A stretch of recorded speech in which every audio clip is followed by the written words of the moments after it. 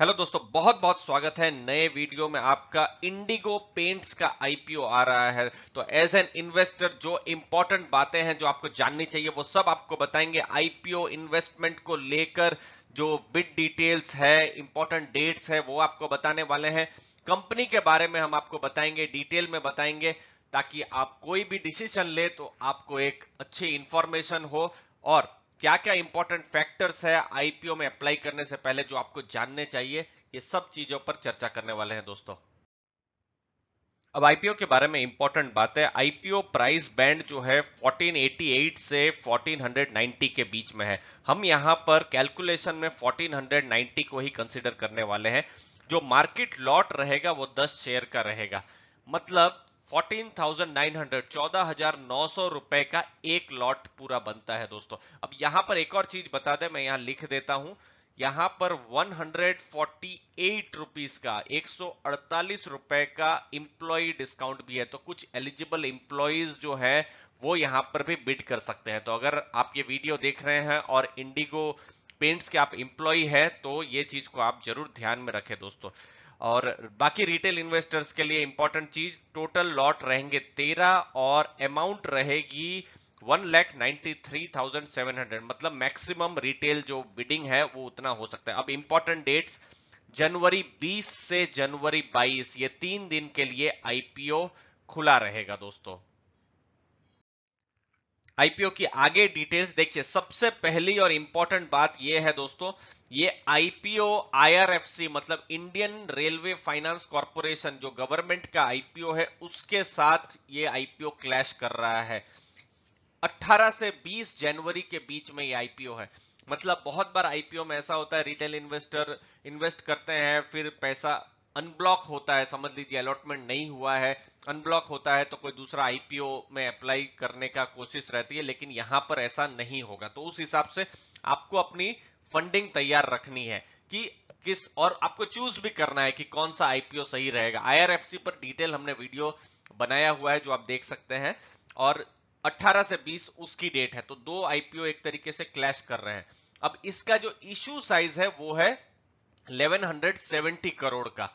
अब मैं कंपेयर करूं तो आईआरएफसी में आपके अलॉटमेंट के चांसेस ज्यादा रहेंगे, क्योंकि वो 4,600 करोड़ का आईपीओ है दोस्तों।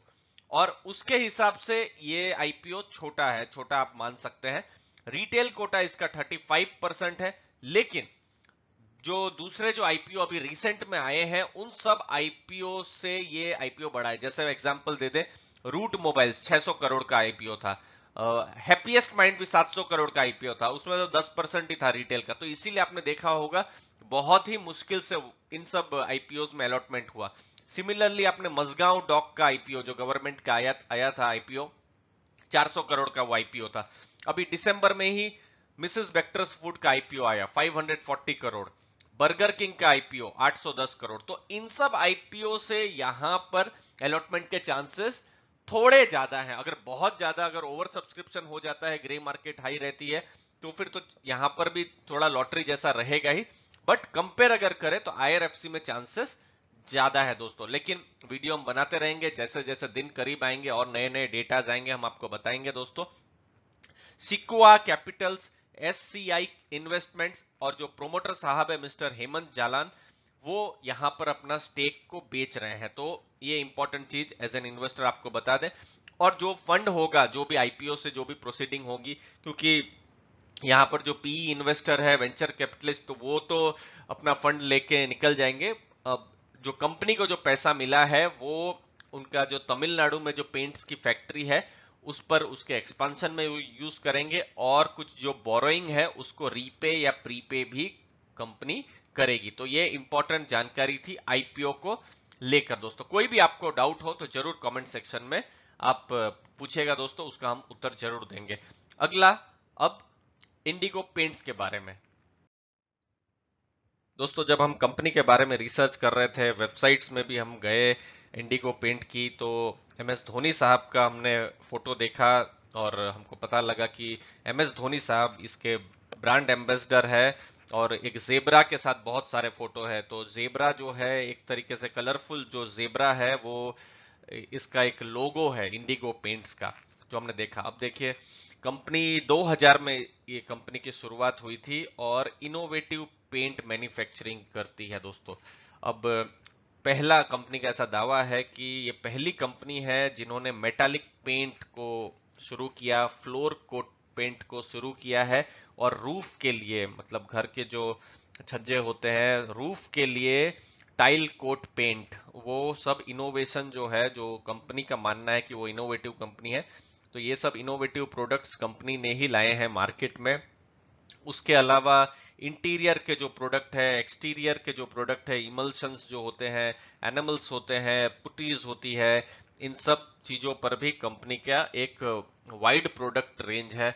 हमने देखा 27 स्टेट्स में इनका जो भी डिस्ट्रीब्यूशन नेटवर्क है, और आज ये 5th लार्जेस्ट पेंट कंपनी है। और मार्केट लीडर सरप्राइजिंग नहीं है, मार्केट लीडर एशियन पेंट्स ही है। और पेंट इंडस्ट्री में हमने देखा है, चाहे वो एशियन पेंट हो या बर्जर पेंट हो या फिर कैंसाई नैरोलेक हो, ये सब के बहुत ही हाई वैल्यूएशंस हैं।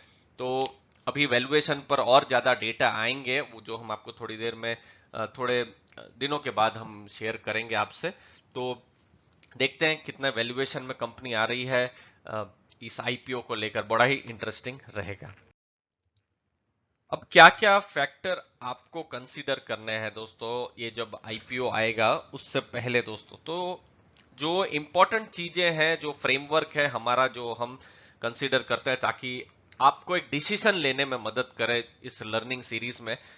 तो ग्रे मार्केट ट्रेंड्स है सबसे पहली बात, और उसके लिए सेकेंडरी रिसर्च हम करते रहते हैं। अभी फिलहाल ये अगर मैं 14th की ही बात करूं, 14 जनवरी की, तो ये 50% से ऊपर का ग्रे मार्केट प्रीमियम है। मतलब स्टॉक अभी अगर आज की तारीख में लिस्ट होता है तो अच्छा खासा ये प्रॉफिट दे सकता है, बट ये वोलाटाइल है, ये चेंज होता रहता है। अगर 6-7 दिन बाद आप देखें मार्केट अगर कोई अलग रूप पकड़ लेती है तो फिर बड़ा ही मुश्किल रहेगा। तो हम देखते रहेंगे, वीडियो बनाते रहेंगे, नए नए जो डेटा आएंगे उसके हिसाब से।